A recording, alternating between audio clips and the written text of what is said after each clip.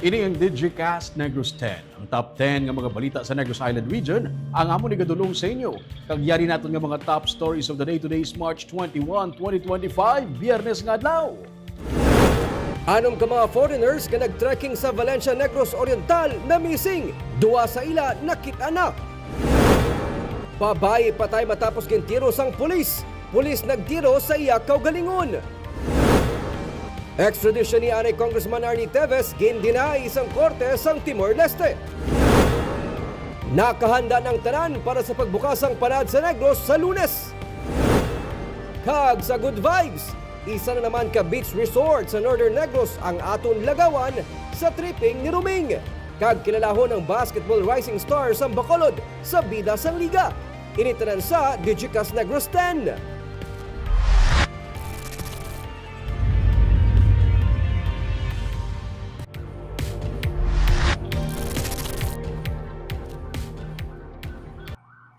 Sa number 10, handa na ang tanan para sa Lunes nga adlaw sa pagbukasang Panaad sa Negros Festival. Mga LG booths ang nagapatuma na sa mga finishing touches bilang pagpanghanda sa isa ka semana nga kahiwatan. Ang garden show nga nagasalida sa mga flowering plants, herbs, ornamental plants, fruit trees, seedlings ang handa naman. Sunod sa kay Charina Magallanes Tan, ang festival director, may misa alas 8 sang aga sa Marso 24 kag pagkatapos ini ang blessings ang tagsa ka mga booth sa Panaad sa Negros Festival. Las 4 naman magasugod ang programa kag sa hapon. Dari masaksihan ang presentations ng festival dances kag sunod sa kay Magallanes Tan sa pinakaunang nga tiun may halftime show. Magalawig sang isa ka semana ang Panaad sa Negros Festival nga magalakip sang performance sa nagkanilain nga mga artists. Pahanumdum naman sa publiko sa tugas ang mainit nga panahon nga mag-hydrate para palikawan ang epekto sa mataas nga temperatura.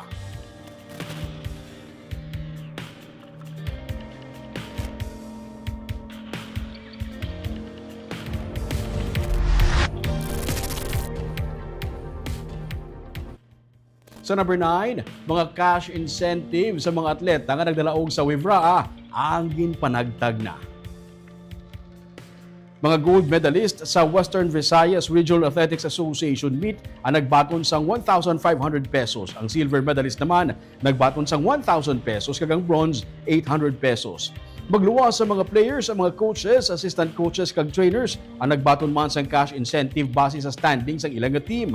1.3 million pesos sa kabilugan ang na-release sa probinsya sunod sa DepEd. Sa programa, kaginsakdag sang Food Terminal Market of Negros Occidental, ginsiling ni Governor Eugenio C. Lacson nga wala man nakuha ang overall championship, nalipay siya nga natigayon kuha balik ang championship sa elementary category. Ini ang pinakaulihi nga tiun nga magahampang ang Negros Occidental sa Wivraa bangod sa masunod nga tuig, magahampang na ini sa idalom sang Negros Island Region Athletics Association meet.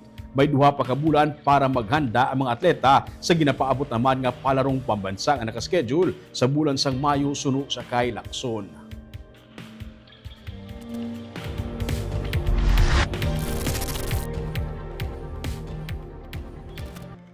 Sa number 8, simultaneous lights off ceremony para sa Earth Hour ang patigayunon sa buwas nga adlaw sa Bacolod City Government Center.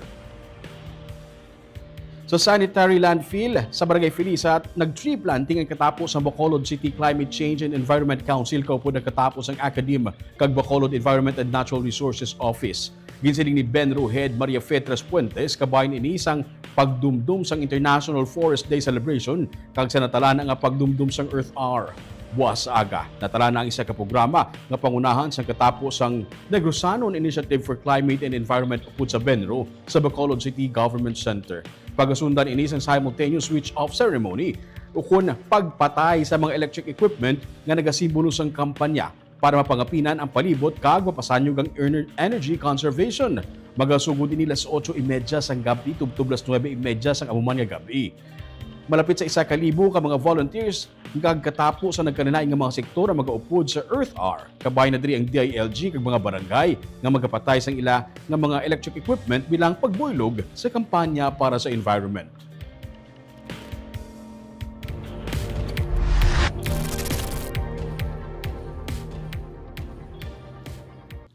Sa number 7, pag-deputize sa mga barangay personnel kag PNP personnel ang igatalan na bilang mga animal welfare desk ang ginaplano sa karon.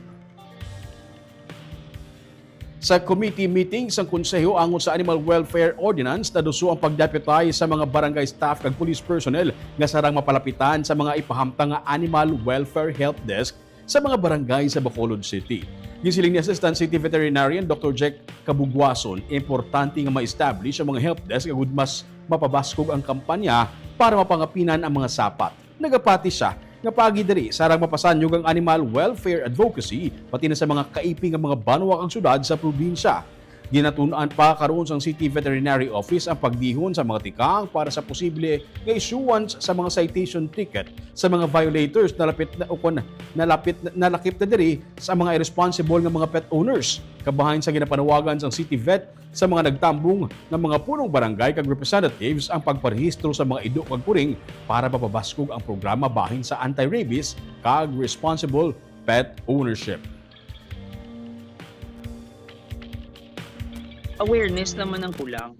No, so ang iba niya tao, it's either they're ignorant or ang iba nanad sila sa amugin. Halin sa una nanad na sila nga ginasakit na yung ila sapat, pero sa subong nga panahon hindi na pwede, no. And kung mabalaan nila nga may ara gali isang makadtuan ng pumuluyo nga pwede reklamuhan sa mga muni nga mga buluhaton, basi no makulbaan na sila nga maghimo sa mga muni nga mga abuso sa aton mga kasapatan. Ang aton nga animal welfare does not just cover nga ginsakit mo physically or ginpatay mo, but it also covers negligence, no?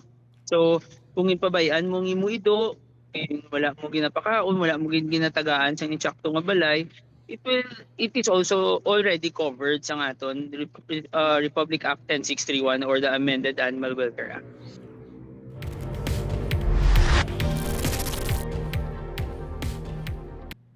Sa number 6, back chip members ang naglabot na karon sa 135,000. Inipinagi sa mga registration program sa mga barangay. Halin sa ginsuguran sa Bacolod LGU ang back chip registration program sa mga barangay sa syudad, naglabot na sa masobra 135,000 ang dugang mga miyembro sa comprehensive health program. Gani halos 400,000 na ang kabilugan ng mga benepisyaryo sa programa, lakip na diri ang mga dependents sa back chip card holders. Ginpahayag ni Backchip Coordinator Engineer Mike Waikong na masobra na sa 14,000 ang mga pasyente nga nakabenepisyo pinagi sa Backchip.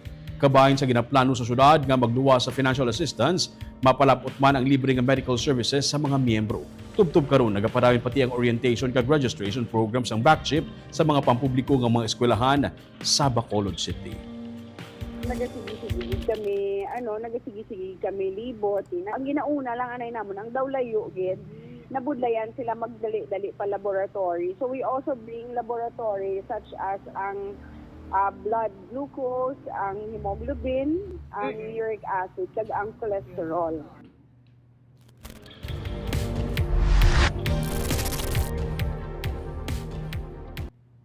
So number 5, bad news sa mga motorista.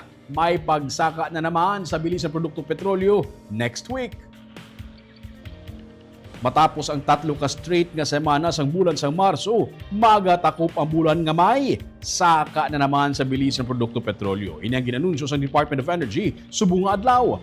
Sunod kay Assistant Director 3 Rodela Romero sang DOE Oil Industry Management Bureau, ang price increase sa petroleum products mahimo magalabot sa 60 tubtub piso o kung 60 sentimos tubtub piso kada litro sa gasolina. 10 sentimos tubtub 50 sentimos ang kada litro naman sang diesel, kag 10 sentimos tubtub 30 sentimos kada litro sa kerosene. Ang expansion sang Israel nga ground operation sa Gaza nga nagtugas ang tensyon sa Middle East, bag-o nga consumption plans ang China nga ginapabot magapasaka sang demand kag ang pagdubo sang US oil inventories ang pila lamang sa mga rason sa pagsaka sa bili sang produkto petrolyo.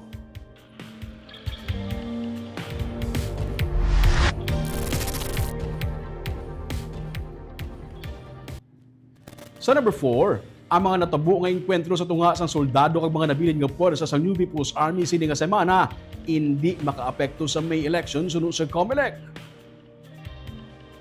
Inisunod sa Comelec Regional Director Attorney Lionel Marco Castellano sa Marso 18, nagengkwentruhan sa sitio Bairan sa General Luna sa Tuboso ang 79th IB kagang tropa sang NPA kung sa diin 3 ka mga soldado ang nagkalasamaran.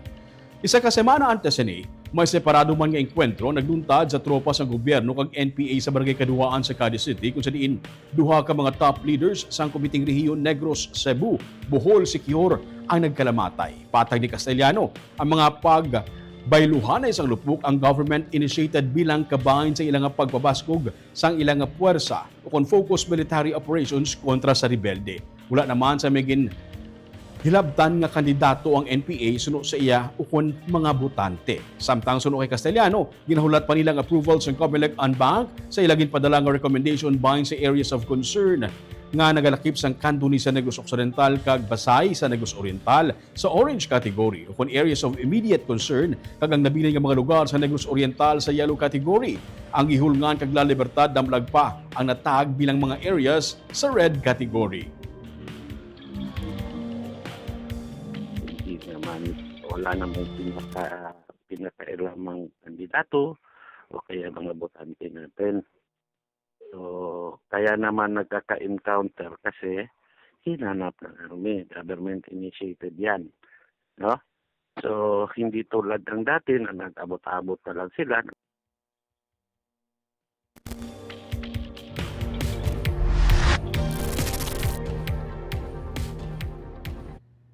Sa number 3, extradition ni Anay Negros Oriental Representative Arnie Teves ang gindinay sang korte sang Timor-Leste. Wala gitugutan sang korte sa Timor-Leste ang extradition request ng Pilipinas o kung napagpadala balik sa Pilipinas kay Anay Negros Oriental 3rd District Representative Arnolfo Arnie Teves Jr. nga nagapangatubang sa multiple murder charges. Inigit pahayag sa Department of Justice. Dismayado sila sa panibago nga desisyon sa korte sa Timor-Leste matapos nga makaduha na kabeses nga nag-grant sa request. Una na nga gin-grant sang korte ang extradition ni Teves ang June 2024 pero nag-apela ang kampo ni Teves.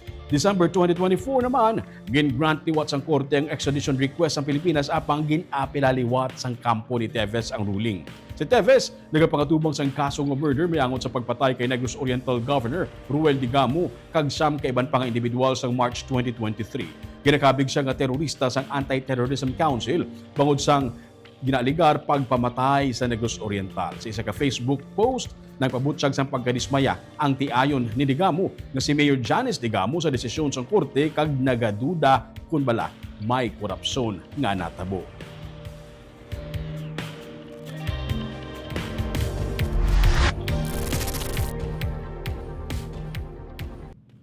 Sa number 2, isa ka babae patay matapos gintiro sang 11th partner nga isa ka pulis. Pulis, nagtiro man sa iya kaugalingon.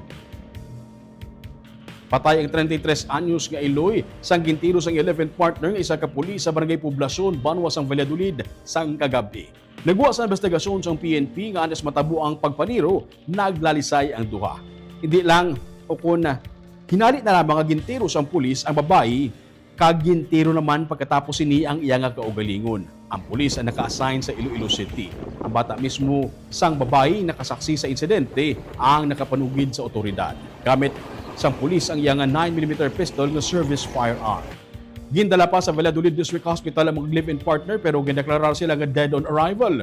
Ginpaidalo man sa paraffin test ang mga bangkay. Na-recover sa crime scene ang isa ka Glock 17 pistol, 3 ka mga empty shells sang 9mm pistol, kag 9 ka mga bala sang pusil.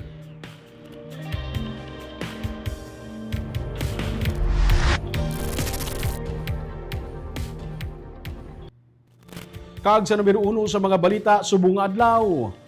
6 ka mga foreigners nga nag-trekking sa Valencia, Negros Oriental na missing. 2 sa ila ang nakit-ana sa mga rescuers.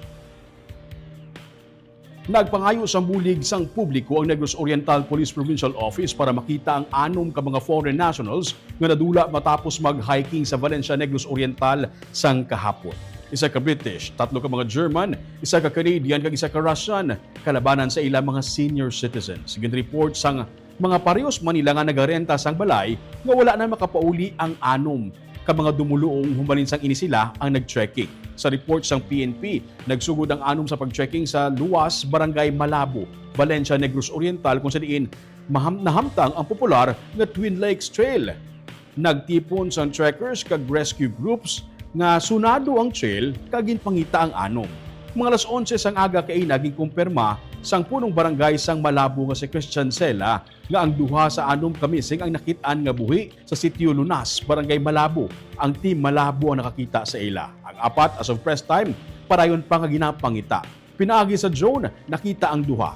Apat ini ka kilometro gikan sa ila nga ginhalinan suno sa punong barangay. Ang German kag British National ang una nga nagkalakit-an. Nagaparayon sa gihapon ng search operation kaupod ang private organizations nga may mga ihibalo sa mountain search and rescue operations.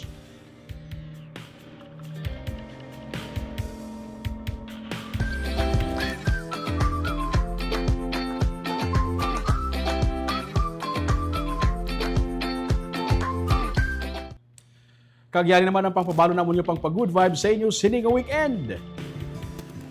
Padayon kita sa pag-explore sa ibang pagid nga mga beach resort sa Negros. Sa buwas, kadtuanta naman ang isa ka tago nga beach resort sa Norte. Imagine, sa 20 pesos nga entrance, amo sini ang bye-bye kag shoreline nga pwede mo ma-enjoy, malinong kag matawhay. Ini kadtuanta buwas sa tripping ni Ruming at 9 a.m. diri sa Digicast Negros. Ginakabig siya nga rising star sang Bacolod Basketball.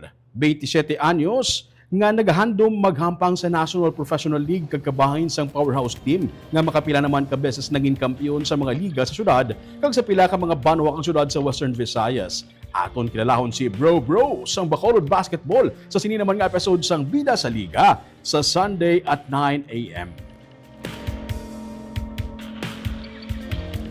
Shout out anay sa aton nga live viewers subong nga hapon. Sanday Romel, Mahilong Galyo, maing hapon Digicast Negros, si Jelwin, Good PM Choy Ruming, Digicast Negros, Happy Friday sa tanan. Maria Fe, Panaga Barredo, maing hapon Digicast Negros watching from Las Piñas City. Pa-shout out lang da sa taga-Sagay City. Ilabi na gid sa mga taga-Barangay Tadlong. God bless everyone. Si Sir Nine Grande, good afternoon Choy Ruming, Digicast Negros 10, watching live from SAG Integrated Farm, Barangay Inulingan. Moises Padilla, si Lloyd Navales, maing hapon ka Digicast Ruming Subaldo. Happy weekend and enjoy the trip. Lilibeth Jimenez, God bless Digicast Negros. Si Mirna Garrido Clavel, good PM watching from Payao, Binalbagan. Again, padayon sa gihapon nga ginapangita ang aton nga apat remaining ka mga foreigner nga mga trekkers dala sa may Valencia, Negros Oriental. Reminder sa tanan-tanan, kung nagaplano mag-trekking, mag-hiking bisan di ba na lugar, always make sure nga may upod ka mo nga mga local guide for your own security. Kagamoyad tong top 10 nga mga balita sa Negros o kung sa Negros Island Region subong adlaw. Tubtob sa Lunes. Ako si Romeo Subaldo. Happy weekend.